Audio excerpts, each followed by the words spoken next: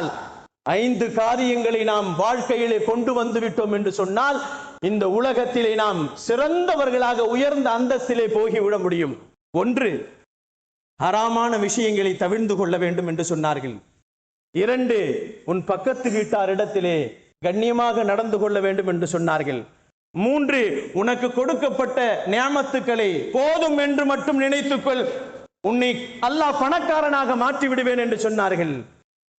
உனக்கு எது நல்லதாக இருக்கிறதோ அதையே உன்னுடைய சகோதரனுக்கும் நல்லதாக நினை என்று சொன்னார்கள்.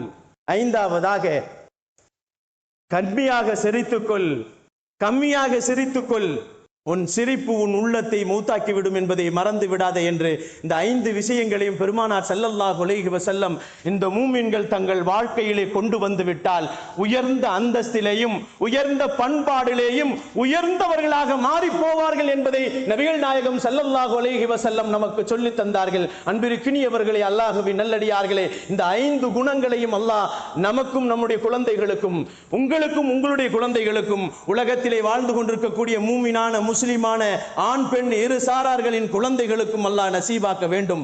வாழும் காலங்கள் எல்லாம் காபாவிற்கு சென்று ஹஜ்ஜிகள் உம்ராக்கள் தவாஃபுகள் செய்யக்கூடிய பாக்கியசாலிகளாக வாழும் காலங்கள் எல்லாம் நாயகம் பெருமானார் ஸல்லல்லாஹு அலைஹி வஸல்லம் அவர்களை கனவிலும் நினைவிலும் கண்டு கனவிலேயே ஸலாத்திற்கு பதில்